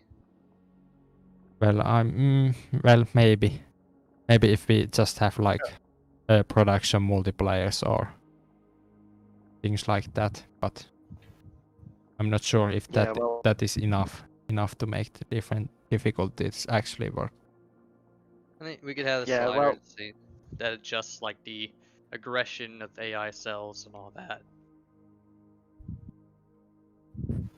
the thing is, if we just add different kinds of difficulties, we'll kind of face the very same issue in the end, which is like our game is heavily driven by randomness because that's the very essence of the game. That's its purpose, to just simulate evolution, which is by definition a random-based process. And so that's something that we can't fight against in a sense. And so adding difficulty will just reduce the probability for a player to have a bad experience. But the more our play base will grow, the more players there will be some players who have bad games because, well, just randomness is going bad. So I'm not sure difficulty in itself will be enough. Although we could just go with I don't know, 50 levels of difficulty, that seems a bit like crazy. So I'm not sure that's a good way to go. Think of it this way, perhaps. You can keep randomness and change the number of discrete events, and the odds that you just get a bad roll that screws you over the whole game can change dramatically. Right, just hand the players some weighted dice. Or just a lot of dice. You know, if you roll a 1d6, you might get a 1, you might get a 6. If you roll 10d6, you are not getting a 60, and you're not getting a 6.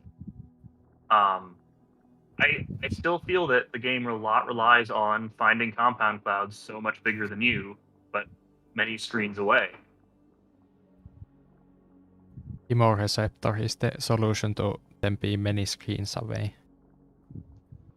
Like right now on the stream, I've been told that there's an off-screen boss fight and looks like it's actually a dead cell. It probably will be enough resources for me to get to the editor actually.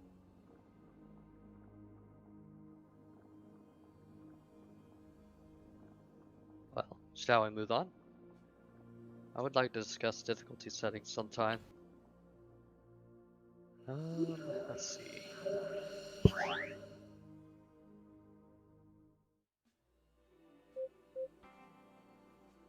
Brian the Trow has asked, do you still hand out keys like before is available on Steam?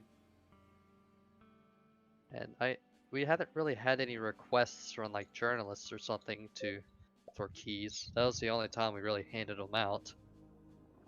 There is still key mailer is still active. If like streamers or reviewers want keys, they can post through there, and still every now and then some Steam curators ask for keys, and well, so far I haven't like really rejected anyone else except some scammers who try to impersonate YouTubers.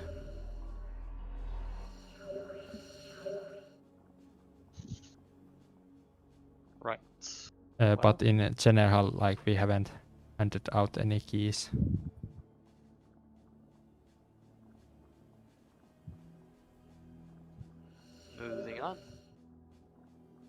Will it be possible to take too long in the cellular stage and lose from your star exploding?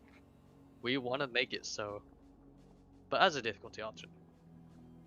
Yeah, easy mode would be like, I think, the only one that doesn't have like a time restriction. Yeah, so it is very possible, in fact, to right now play Fryth longer than the lifespan of any star. And realistically, yes, you would eventually run into the problem of your star dying before you do. And yeah, so in a way, in the future, that's going to be a possible time constraint for the player, is evolving and reaching a civilization stage before your star decides to kick the bucket and bring you along with it.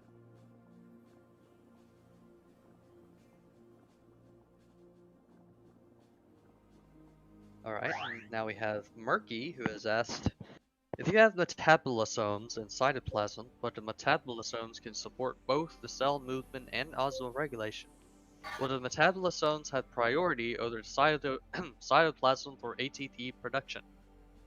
And I'm personally unsure how priority is given in processes. The first process that builds up the output will run. And that, I think, depends on the order you added the organelles to your species. Interesting. I think there's an really old open issue. Everyone get your bingo cards ready. That was the keyword. About there being some way to control which order your organelles split in. And that would also affect the process running order. And of course, Buckley, you had that recent idea that the player could like turn off and on different processes they want. Indeed. Combined with the decreased osmoregulation cost of deactivated organelles, I think it would add a new and interesting strategic layer to the current gameplay.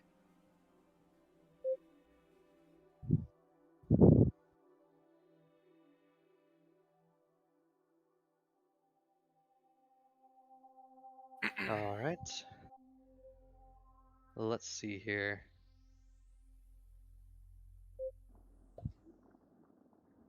Marky has also asked, could the Chemo Receptor find other cells? Is there an organelle that does?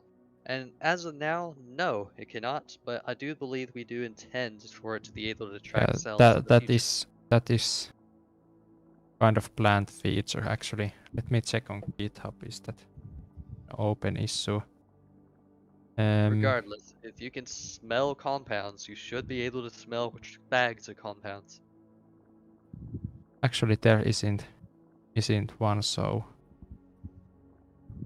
Yeah, well, not necessarily. Like if you store the compound inside the cell, well, we call it like smelling, but that's not an actual olfactory sense, and even actual olfactory sense are about like compounds. I wanted to call the release cellular radar instead of smelling. Yeah, what you do actually is that you kind of it's essentially what AI cells do with the actual compounds, but just saying that they're doing this with so tiny compound concentrations that they find in which direction they should go to increase the concentration of compounds they encounter, which will eventually lead to enough quantities to be what we call a cloud in the game. Right. And that's essentially how it works. But if your cell is not leaking compounds, then it cannot smell what the compound it stores. Although that would be definitely a very cool feature to be able to sense other cells, and especially be interesting to try and fool that sense for predatory or prey purposes. You know what? Yeah, you do raise a good point. I don't even think cells do know where other cells are until they touch each other. In reality, I mean. Do cells actually release excrement in any way? don't know, but I think you can still like kind of guess if there is a cell nearby, or at least behave differently, because this cell will most likely consume glucose. Though in a way, that's how you can spot it. Like, oh look, the glucose concentration is sharply dropping. There might be someone around there. Although that may not be as clear for them, of course, because they don't have brains to think about it. But they can adapt their behavior. Like if they encounter another cell, they will most likely like drive away from this cell because it will lack glucose, at least for simple cells with like cytoplasm only. That may be a bit more complicated for other cells. Definitely a good topic to inquire. Mm-hmm. I have to You do guys some more think that? research. I'm sorry. I was gonna say I think I'm gonna have to drop off. All right. Thanks for coming. Thanks for having me.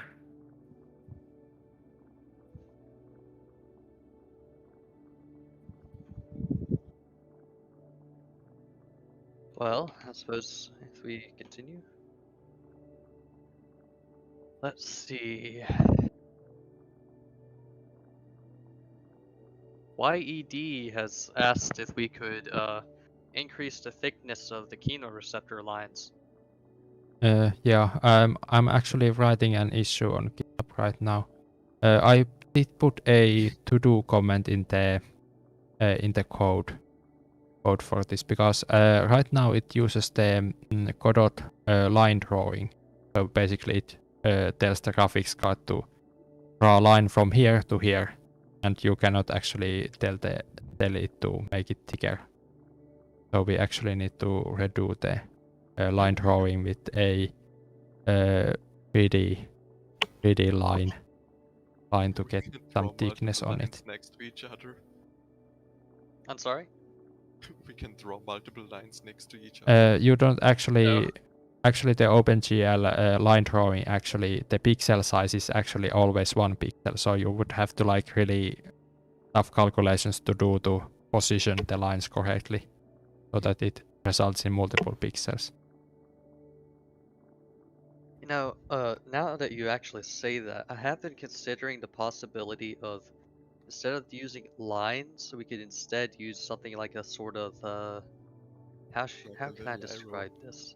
So, you know how like in a map you'd have like those icons that kind of always show up on your screen but rotate based on position of something that's off screen? Imagine that, but kind of like a subtle cloud on the edge of your screen that would indicate or pinpoint the location of something just off screen. I was imagining that could be something that we could use for a more visually pleasing and descriptive version of our chemoreception. I mean, that would kind of work, but for the tutorial, actually, it wouldn't, because you have to actually point to the exact cloud, and even now I'm showing pretty well the issue in the writer biomes. The clouds are pretty tough to see, so it actually helps even when the cloud is on screen to see where it is. Fair enough. But still, Well, the line I think is we can. somewhat unappealing to me. Yeah, I think we can kind of get rid of the line in the tutorial as well. Then what I could force is just like, you know, you have kind of a circle around your cell and a small like arrow pointing in the right direction, which means that the chemoreceptor is not actually telling you, oh, I precisely know where the cloud is, but rather telling you, I know there's something in that direction, whether or not it is on screen. And so, like, of course, if you go in this direction, you'll end up meeting whatever is there. And if you just happen to just go past it without noticing, that the arrow will just like start to flip backwards. And so that would be a nice and perhaps accurate way to I mean, get, that would work for the chemoreceptor, but for the tutorial, I'm against that. You have to actually point Right. out that this thing you see on screen right now, this white blob, that is the glucose cloud for a new player. Right. Tutorial needs I that wasn't line. saying we replace that. I was just talking about chemoreception in particular. Yeah, actually, these both use the same guidance line, C# class know. that I wrote. So Right. if you I'm just fix one line thickness, then you get the other one to also be nice.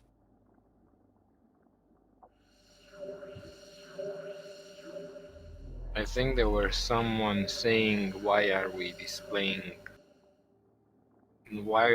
not displaying compound percentage when there is a hover over them? Why are we displaying it only a bit, a lot, some? But it was among the first comments. Well, I the reason is that answer with a people didn't like seeing the exact numbers. It confused them too much, so now you don't They're see the rather unclear. numbers anymore. yeah, and especially what do these percentages mean in this very proposal? Like percentages are very like a natural in a sense to us. Like even if you look at the kind of what we call perhaps badly atmospheric compounds, people tend to quite naturally think that it's what the middle you're in is composed in terms of gases, but actually what composes the middle you're in is essentially water, and that's something we do not account for. So, well, there's a lot of questions regarding what percentages mean, and I think that a bit, a lot, and so on is in the end as much informative, but much less misleading than this. Good answer. We also have another question in the chat. What do you think about adding a separate keybind for flagellum activation? So you could save energy for regular motion, and then when you need to, you can activate the flagellum. Well, I think that's something we have an open PR on GitHub. Isn't it Okay. the sprinting thing? Because I mean, Yeah, So- that's if we essentially add sprinting, then it would be even like more ATP drain, so we wouldn't like need And I the think separate. I feel we could potentially incorporate things like flagella into the same process control panel. But I don't know. Yeah, well, you would need keybinds for these processes at least. True. Because you can say that, okay, I'm in a patch where chemosynthesis isn't interesting, so I don't want to do it, and that will go for a long time, but that will start to be very, very unpractical to have to click on the button to undo a process every time you want to sprint or not, especially since it will move your cell, and likely when you sprint, you want to move as fast as possible, so we'll need to consider like keybinds as well. Right. And for the process panel, my idea for the future that is for it to be a bit of an automatic function. So like basically through processes editing, you could eventually create something like, say, an adrenaline rush. So if your cell's suddenly in danger, what would normally be like half of the metabolisms running, you'd suddenly start running all of your metabolisms for that burst of energy, and you have that energy to start sprinting for longer, faster. So basically, I'm hoping for that to be more of an autonomous system rather than just keybinds. Yeah, But but I the guess thing that, yeah, go ahead. I guess that would not really factor into flagellum though.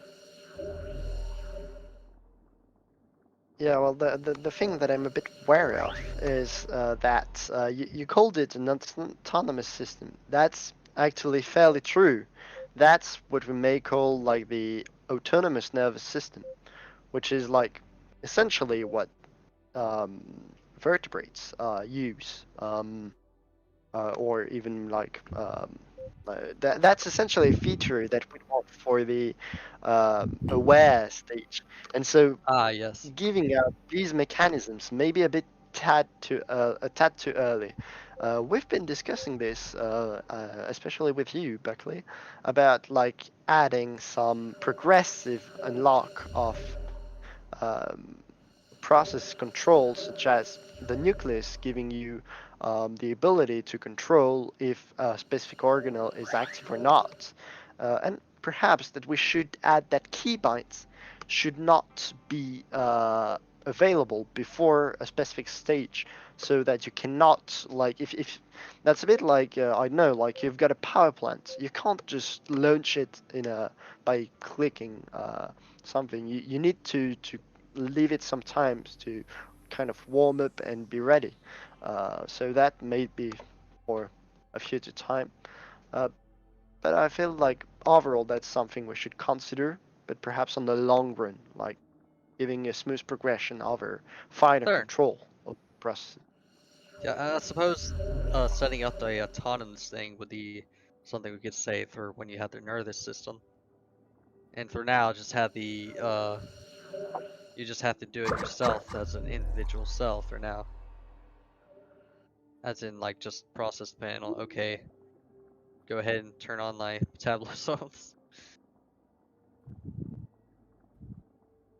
But yeah, it's something to think about and discuss.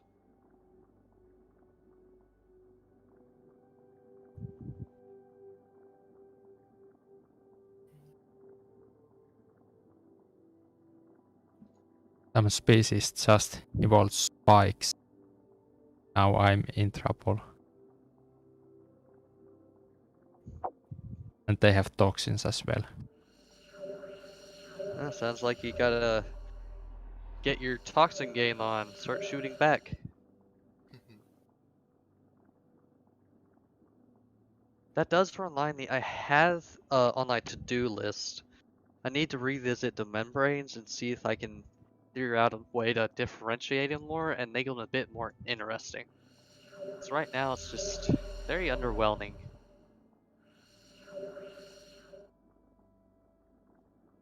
Especially since most of the membrane options they kind of force you into being a autotroph, because there's only 2 different membrane types that allow you to engulf. And out of those 2, they're pretty much similar. So I need to think of ways to make membranes a bit more of an interesting strategic choice than they currently are. Yeah, honestly, I think that the main issue with current membranes is linked with phosphate. Like, some membranes are fairly interesting. You don't need to engulf things to be able to live, but if you want to reproduce, you'll have to eat phosphate out of other cells at one point. And so you can't have these specific membranes once you're large enough. I feel like that's a bit of a shame, because then you don't get to use them a lot. It's too slow for you to reach the next evolution cycle. Right. I'm noticing that the ammonia generating part is definitely not even helping me anymore at all. And So maybe buff that up next time, eh? Yeah, some kind of something should be probably done. Actually, no, wait, I've removed it entirely, but it didn't help me like previously. I don't, or at least it was like very slow, so I already removed it from my species. I'll keep that in mind in my next balance pass.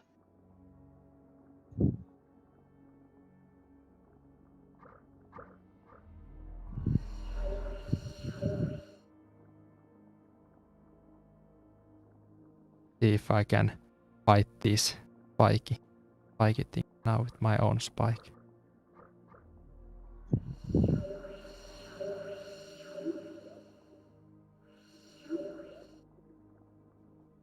Seems to be going pretty well.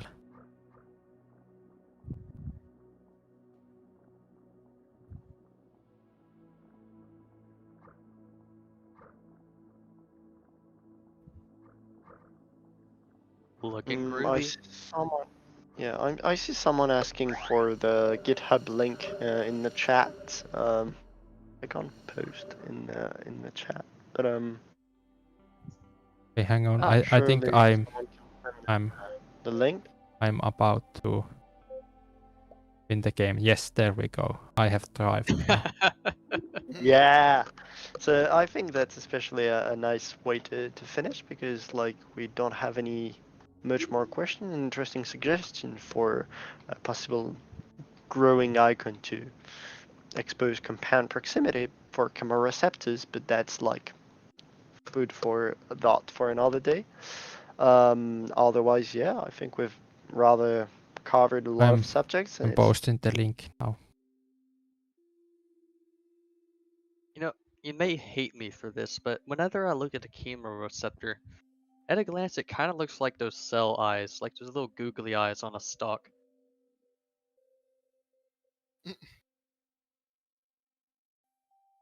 Well, the new Yeah. model should fix that problem. yeah, well, and especially I must say you were right. I hate you, simply not for this. No, I don't hate you back. Bit.